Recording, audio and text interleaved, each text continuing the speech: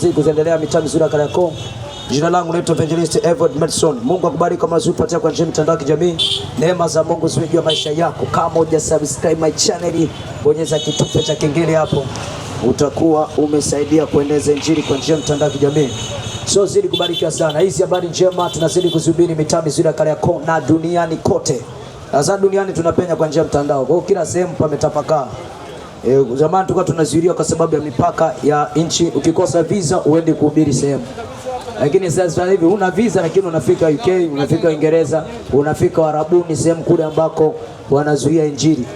Unaweza kuna sehemu ukisema Yesu ni Bwana hauna kichwa. Kazi ile. Yes, unajua kuna sehemu ukisema Yesu ni Bwana wewe umejitoa sadaka kweli, unashangaa kichwa kipo. Lakini Mungu aibariki nchi yetu kwa sababu tuna utulivu na watu wanapenda habari za uzima. So mtazidi kubarikiwa sana, neema za Mungu ziwe juu ya maisha yenu. Barikiweni sana. Sisi ndio wale ambao tunapiganiwa na Bwana. Na hizi habari tutaacha kuzisema kwa sababu zina msaada katika maisha yetu. Jina la Bwana na litukuzwe. Kitabu cha Warumi sura ya 5 mstari wa 12 maandiko yanasema, kwa hiyo kama kwa mtu mmoja dhambi iliingia ulimwenguni, na kwa dhambi hiyo mauti, na hiyo mauti ikawafikia watu wote kwa sababu wote wametenda dhambi. Tarudia.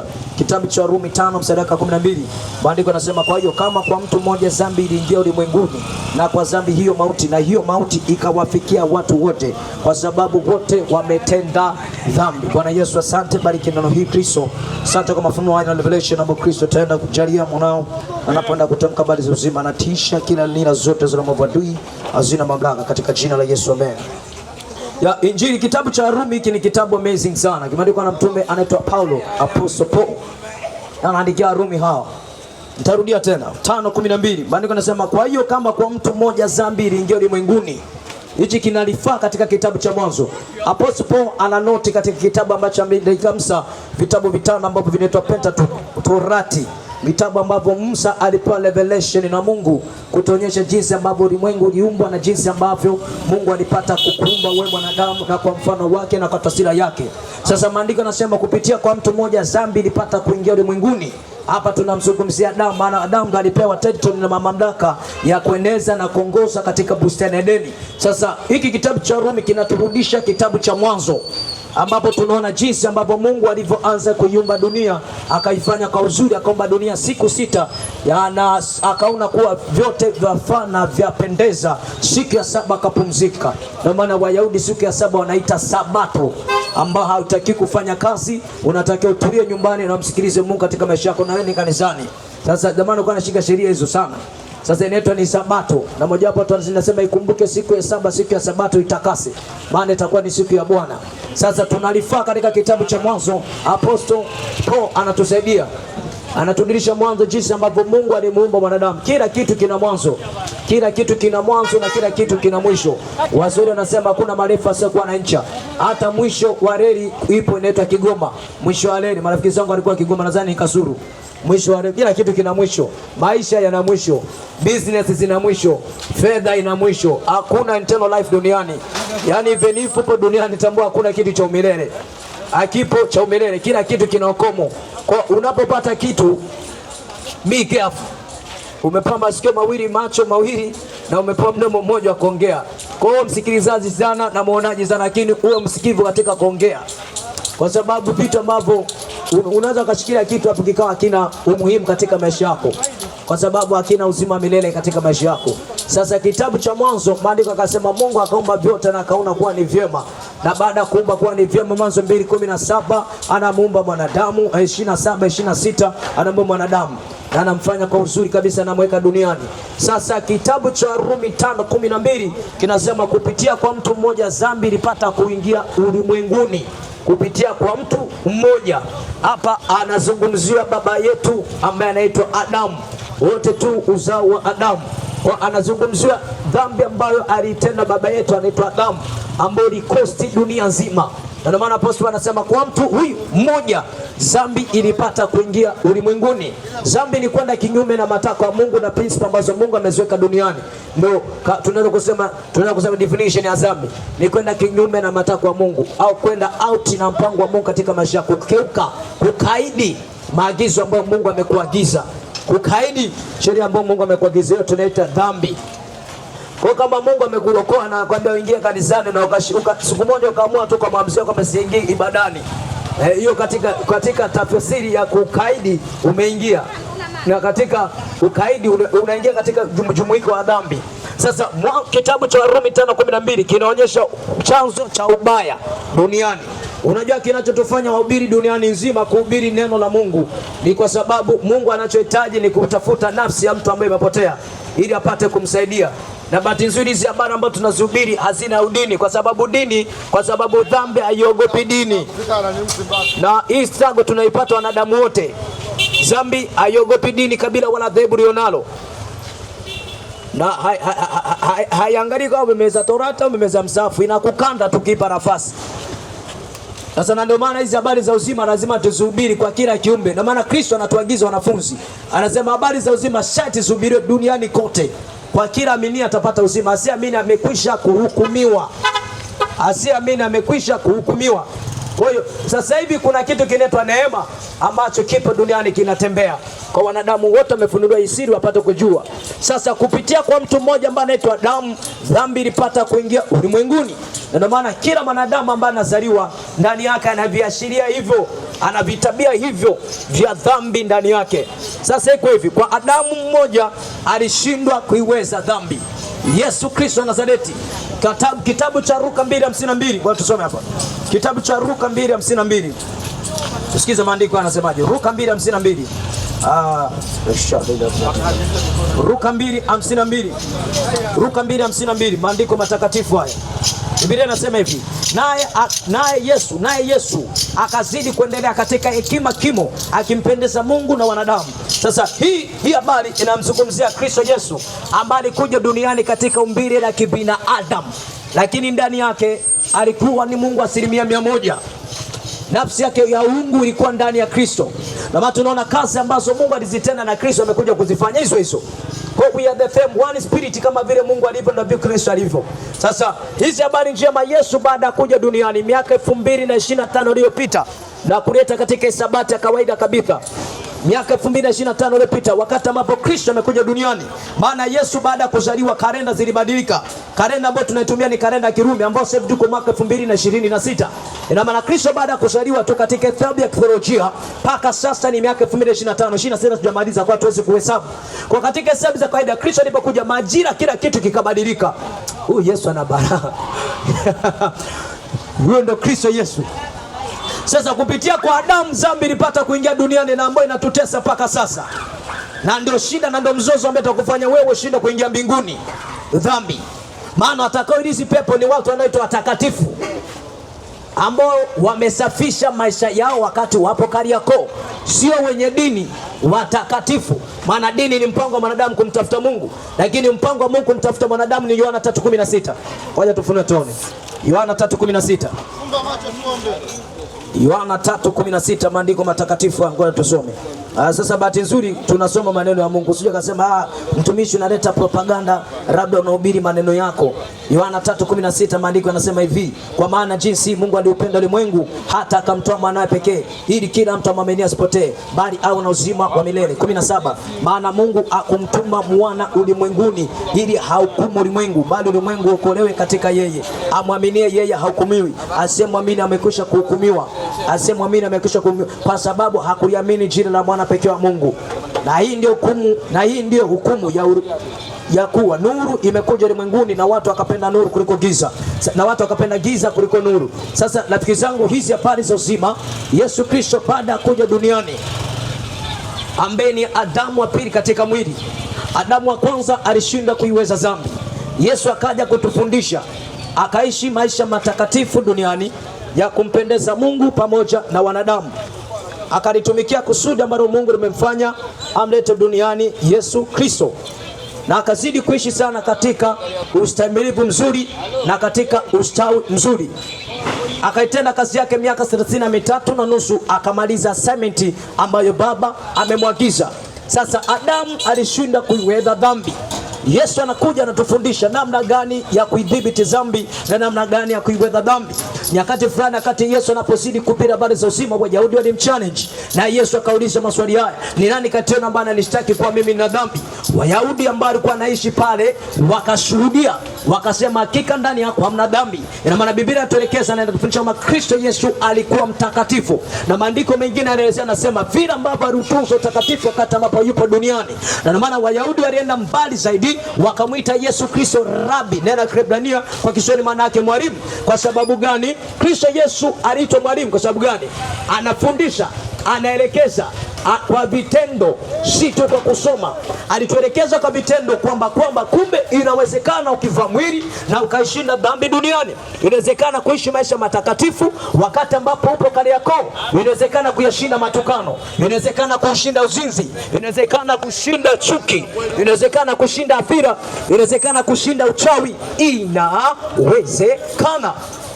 Na mwalimu wetu ambaye napasa tumfollow na tumfuatilie, na kama uko YouTube subscribe channel yake, kama uko Instagram follow account yake, kama uko TikTok bonyeza kile kiklik ya jumulisha, utakuwa umefollow page yake. Kristo Yesu mwalimu mwema anatufundisha namna gani ya kuishi maisha matakatifu wakati ambapo tuko duniani.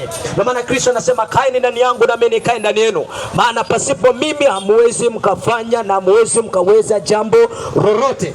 Sasa very simple ndugu yangu, kuishi maisha matakatifu na kushinda dhambi, kinachohitaji ni kumwamini Yesu Kristo katika maisha yako. Miaka 6 kurudi nyuma, unaweza kusema na bwana mdogo anahubiri habari, bwana mdogo amewezaje kuishinda dhambi? Kwa hiyo nikupe story yangu kidogo kwa fupi, testimony. Miaka 6 kurudi nyuma, hiyo ni baada ya kuokoka. Narudi tena miaka 7 nyuma, wakati ambapo niko form 2, nilianza kuingia kwenye uraibu wa sigara moja inaitwa ubarozi. Sasa utajua naijua, lakini nikaenda mbali kidogo, nikaanza kuingia kwenye marijuana. Sasa ikanikongota miaka kama 7 mpaka kumaliza school, mpaka kwenda chuo cha CBE, mpaka yani miaka 7 napitia msoto wa rosto wa cigarette marijuana. Nimefika Bongoda, nikafikia sehemu moja inaitwa Mchikichini, nikaingia kwenye rosto ya drugs. Sasa angalia shetani anavyoniwinda, kanibonyeza vya kutosha katika vitu kama. Kwa ninapozungumzia dhambi, siongelee kwa nadharia wala siongelee kwa sababu imeandikwa kwenye Biblia. Nazungumzia maisha ambayo nimeishi. Ninapokuja kumnena Kristo, nazungumzia nguvu ambayo ilinisaidia mimi kuacha mitikasi mibaya kama hiyo. Sasa baada ya kuwa Mchikichini, akaja mtumishi mmoja anaitwa Lucas, akanishuhudia, akanambia Vodi, Yesu anaweza kukusaidia kukutoa katika roho zote ambazo zinakusumbua. Nikamwambia how come mtumishi Kristo anawezaje akanisaidia? Akanifunulia neno hili, Korinto 2:5-17. Habari za uzima hizi, Wakorinto 2:5-17. Biblia takatifu inasema hivi, Wakorinto 2:5-17. Biblia inasema hata imekuwa mtu akiwa ndani ya Kristo amekuwa kiumbe kipya, ya kale yanapita na tazama mambo yanakuwa mapya. Akanambia baada tu ya kumwamini Kristo na baada ya kumkubali Yesu Kristo, matendo ya zamani ambayo ulikuwa unayatenda, Yesu anakupa breakthrough na anakupa nguvu ya kuyashinda, ambayo nimeanza kusoma katika kitabu cha Rumi 5:12. Tumeona Adamu wa kwanza ambaye ni baba yetu alishinda kuidhibiti dhambi na dhambi kamwangusha, lakini Adamu wa pili katika jinsi ya mwili ambao ni Yesu Kristo amekuja na akaiweza dhambi. Kwa sisi ambao tunamfuata Kristo, tunazaliwa katika jinsi ya roho, tukipewa nguvu na uwezo wa kumkanyaga shetani na kazi zake zote, ya kudhibiti kila mamlaka zozote za giza katika maisha yetu. Vinginevyo dhambi huwezi kaishinda kwa jitihada zako. Ukienda Segerea kuna wana kibao wamefungwa, lakini wakitoka wakirudi wanaiba. Mimi kipindi niko Mchikichini, kuna hadari kwa naiba sana. Sasa angalia doctrine ambayo alikuwa nayo. Ashikaji alikuwa naiba vya kutosha. Walikuwa naenda gerezani, wakitoka wakifika maskani wanatuambia mwanangu sasa hivi nimekuja na upepo ile mbaya. Yani anajumuisha zile siku ambazo amekaa gerezani kwamba akirudi mtaa ni mtaa unakubali, kwa anarudi na upepo. Sasa ijapokuwa serikali imejitahidi kuwafunga watu ambao wana tabia za hivyo, wauaji, watu ambao wamerawiti, wamefanya vitu viovu vya ajabu, kila siku media inatamka mambo mabaya na mambo maovu, dunia inavyozidi kuchafuka. Kwa vitu viovu vinazidi kutamaraki, vinafanya na wenye cheo na wasiokuwa na cheo, maskini kwa matajiri. Kwa bado ni shida hiyo. Serikali inajitahidi kuweka magereza, lakini bado haijafuata, bado tabia mtu inazidi kuendelea kwa ni vile. Inaweza kumfunga mtu ni mhujumu wa uchumi, akarudi bado akazidi kugonga rushwa. Mtu kakamata anakamatwa, anafanya rushwa, baada akirudi kwenye kazi anaendelea kufanya mambo yale yale. Na ndio maana tunakwamishana hata kwenye nchi vitu haviendi. Dhambi bado inazidi kweli, hata ukimfunga mtu haachi pasipo msaada wa Kristo ndani ya maisha yake. Sasa kumbuka, dhambi ina take place kwenye soul ya mwanadamu, inachukua nafasi katika nafsi ya mwanadamu. Na ndio maana kwa jinsi ya kawaida, kwa adhabu za kimwili, hauwezi kumsaidia mwanadamu yote kitu chochote. Sasa Kristo Yesu amekuja ili apate kutusaidia sisi ambao tunapitia machangamoto kama haya, ili apate kututoa katika changamoto kama hizo. Alinisaidia kwanza mimi nilipokuwa mchikichini, mpaka leo miaka 6 nashuhudia. Sijarudi ubanda, wala konyagi hajapita kwenye mdomo wangu, mara marijuana wala drugs hazijapita kwenye pua zangu. Mpaka leo Kristo ni Bwana katika maisha yangu. Sasa nitaachaje kuhubiri kwa mfano? Ikiwa Yesu ametenda, na achaje kuhubiri? Kwa kile ninachokishuhudia, siongei kitu tu ambacho kimeandikwa kwenye neno, bali ni kitu ambacho niliati katika maisha yangu, ni kitu ambacho kipo katika maisha yangu, kinatenda kazi mpaka leo. Yesu Kristo anaweza jamani, ndugu zangu. Usife katika mambo mabaya. Kristo amekuja ili apate kupa uzima. Adamu alishindwa na kamesa katika dhambi, ila Yesu amekuja kunyosha makosa ambayo Adamu alikuwa ameshindwa kuyaweza. Akamgaragaza shetani kwa majaribu yote ambayo alimpatia, afikisha mwanaume anaenda kukamilisha sementi Yesu Kristo, kubeba msalaba wake na kuelekea Golgotha, fuvu la kichwa. Anakubali mateso, anakubali kusulubiwa, anakubali kuvisha crown ya miba kichwani mwake. Yesu Kristo yapata mida ya saa 6 mpaka saa 9, masaa 3 Yesu yuko juu msalabani. Ini biological, hakuna mwanadamu ambaye anaweza akasustain masaa 3 akiwa msalabani. Anatoka na damu, kapigwa mijeledi ya Kirumi, mijeledi ukanang'oa nyama. Yaani ni uwezo wa ajabu, bado ni maajabu yanaendelea. Sasa Kristo Yesu akiwa juu Golgotha, fuga kichwa, anamaliza anasema lele masabani kitani, afukisha mwanaume anasema Baba na ikabidhi roho yako. Afukisha Yesu anasema sasa yote yamekwisha, akiwa na maana hii. Anaposema yote yamekwisha, na maana magonjwa yamekwisha. Kumbuka Yesu wakati anapozidi kuhubiri aliwaponya wengi. Kuna watu walikuwa na magonjwa ya ajabu.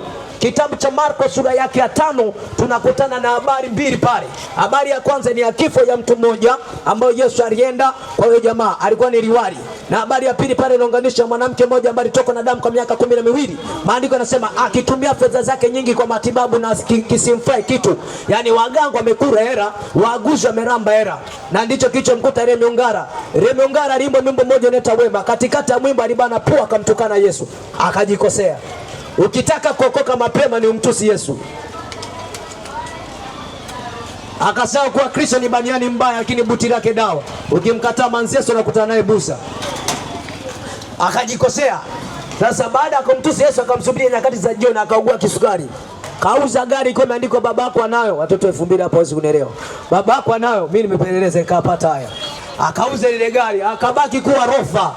Siku moja liko Migomigo Magomeni, anakutana na Musa Machongo, anamwambia Remu nahangaika bure. Yupo tabibu ambaye anatibu bure. Kupanda. Yupo tabibu ambaye anatibu bure. Remu akaingia chachi, mchungaji akampigisha sala toba, akamwombea, akapona. Baada ya kupona anaandika mwimbo, anasema kwa Yesu kuna furaha, kwa Yesu. Anasema kwa Yesu atulipibiri, kwa Yesu mema ukatiki. Tanesika Yesu kwa katiki. Huyo ni Remi Ongara, alikula bata za kutosha. Huyo alikuwa ni msanii maarufu duniani. Sasa kafanya anasa zinavyojulikana. Mwishoni anakumbana na Kristo Yesu. Yakara anapita tamani. Unapomkubali Yesu, kila kitu kinabadilika. Akiwa juu msalabani, Yesu anasema yote yamekwisha. Akiwa na maana hiyo kwamba mateso ambayo ibilisi alikuwa anamtesa mwanadamu yamekwisha. Wakati Yesu alipowatuma wanafunzi wawili kwenda kuhubiri habari za uzima, wanarudi wakiwa so excited. Kitabu cha Luka sura ya 10, Yesu anasema namuona shetani alianguka kama umeme.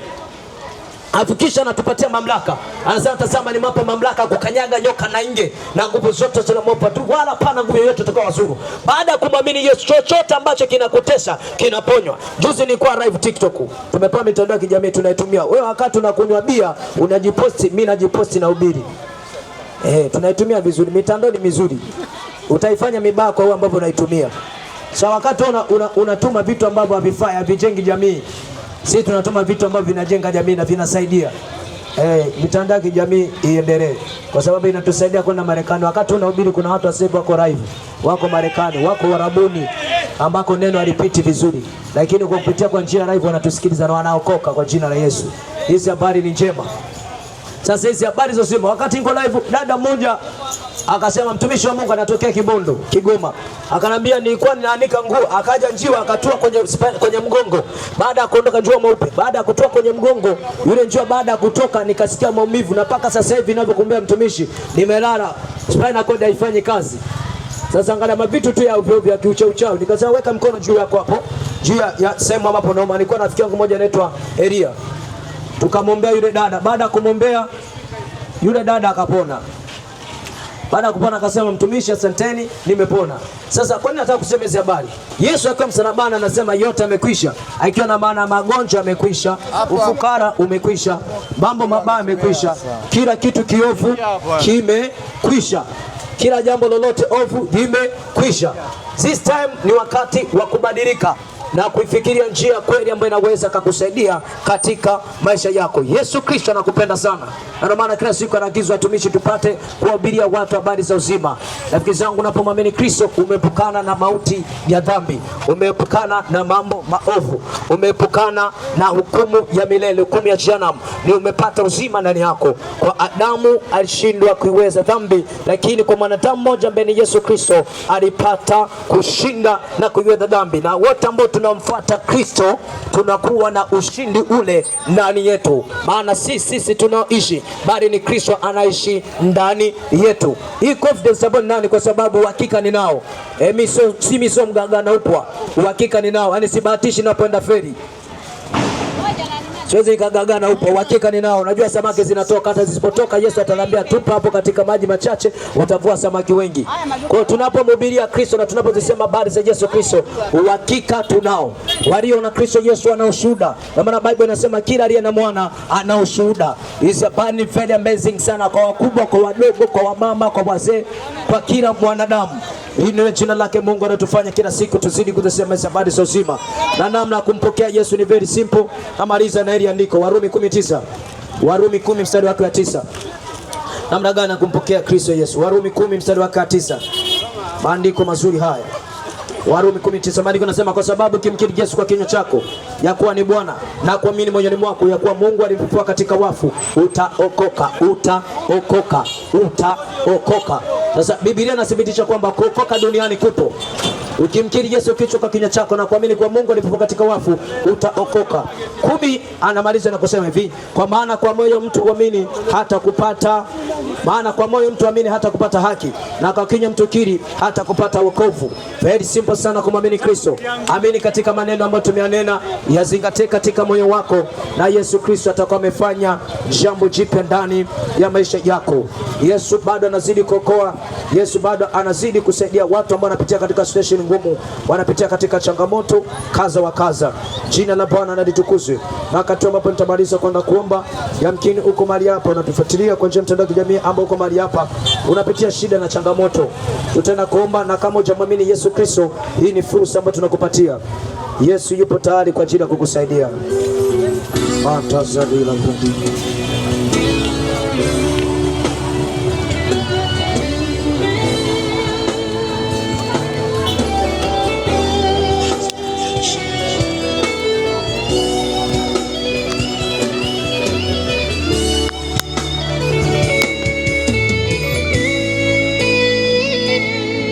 Jina lapita majina yote,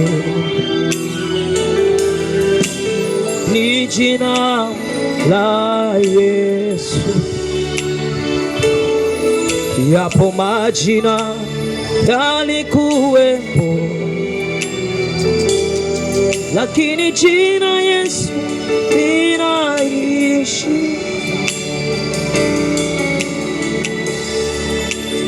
Majina yote ni jina la Yesu. Yapo majina yalikuwepo, lakini jina Yesu linaishi. Sina jina jingine ila jina lako Yesu. Oh,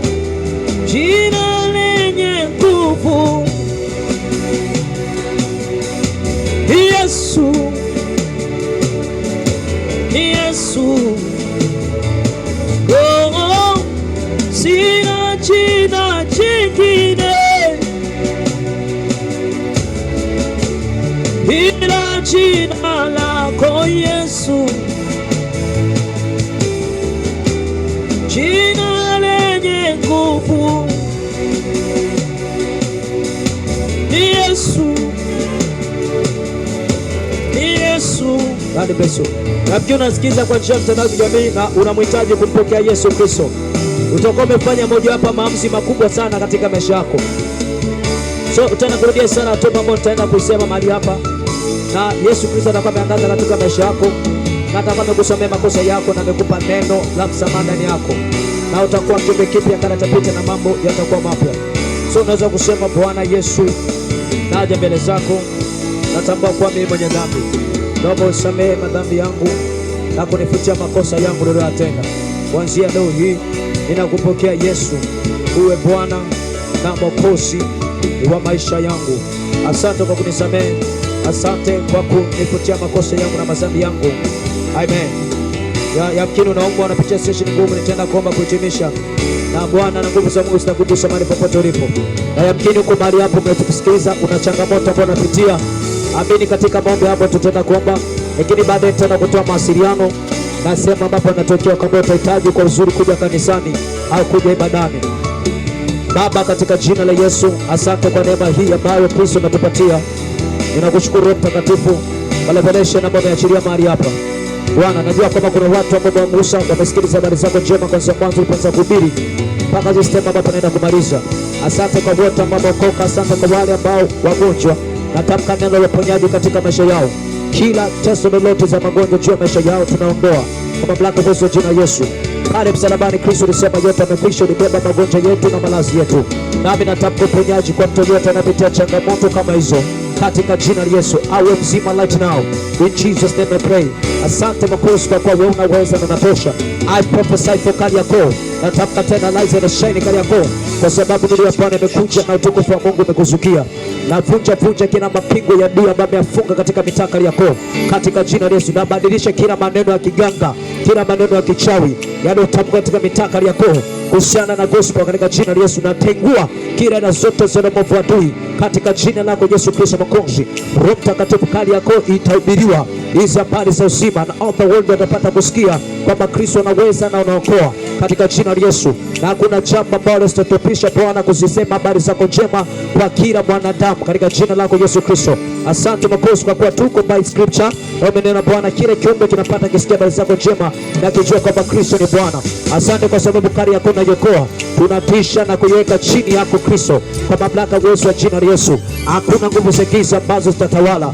Tunakataa tendo zote za giza katika mitaa Kariakoo. Asante Mwokozi kwa kuwa na uwezo unatosha. I pray my Lord Jesus for my prayer for country Tanzania. Asante kwa sababu umeachilia peace na amani katika nchi yetu nzuri ya Tanzania. Ibarikiwe jina lako, tukuzwe. Bwana, saidia viongozi wa nchi yetu, wape hekima na maarifa katika jina la Yesu. Bwana, asante kwa sababu umetupenda sana katika nchi yetu na kutupatia peace. Endelea Bwana kutupa neema yako katika jina lako Yesu Kristo. Na asante for beautiful city Dar es Salaam. Maragwa Dar es Salaam afunguka katika jina la Yesu. Asante kwa sababu unaweza, kwa sababu mfalme wa tukufu anapita. In Jesus name I pray. Ibarikiwe jina lako, tukuzwe Bwana kwa kuna uwezo unatosha katika jina la Baba na la Bwana na la Roho Mtakatifu. Amen. Be blessed.